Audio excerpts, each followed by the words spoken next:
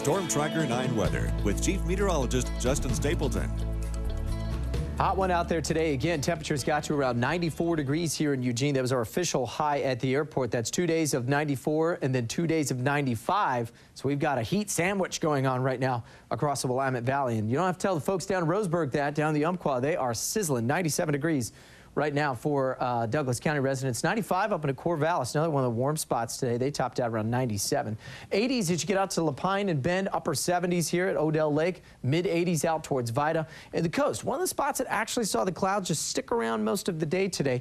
Cooled off, or I should say didn't actually warm that much. Now tomorrow we'll start to get more of an offshore flow, meaning it's going to push that marine layer back offshore. So while the coast will see the clouds tonight and temperatures in the low 50s, we should warm up nicely tomorrow. Everybody else inland though, that's kind of some AC sleeping weather there. A little tough as the upper 50s and low 60s. Keep those windows open. Just kind of a mild, muggy forecast. Dew points are on the rise as well. In addition, the heat is on the rise. Excessive heat warnings have been posted for the entire Willamette Valley, including the foothills of the coast to the Cascade Range.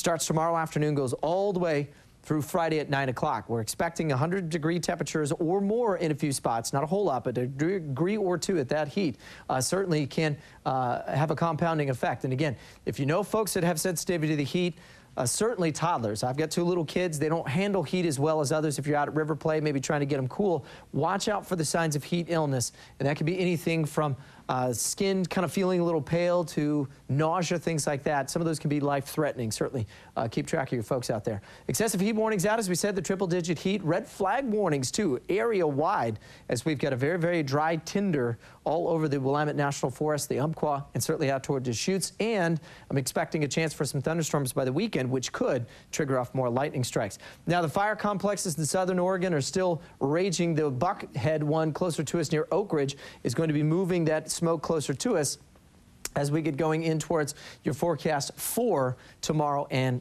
Friday. That's going to keep the air quality a bit of an issue. 90s across the board, 102 in Medford, 60s at the coast, and just a bit cooler as you went further back off to the east. So the upper level low that's going to trigger those thunderstorms is still pretty far offshore. High pressure aloft pushing everything up into western Canada, and that's going to keep things on the sizzly side for us as we head towards the next couple of days. Coast will likely see just a little bit of patchy cloud cover from time to time. The further south the coast you go, cooler the temperature is. Further north you go, especially tomorrow, the warmer it gets, 80s and 90s. You see inland though, the clouds don't penetrate anything because of that offshore push, and that's going to keep things very, very warm. So the coast, a little warmer as you get up towards Florence and Newport in the 80s and upper 70s, mid-60s in Coos Bay and North Bend. Warm again on Friday. Then you see the clouds start to move back in Saturday and Sunday. In the UMPQUA, just downright hot. Triple digits tomorrow. Getting close to that on Friday. I think the crux of the hot air is going to be further north up in the Willamette Valley, so I'll go 98 on Friday.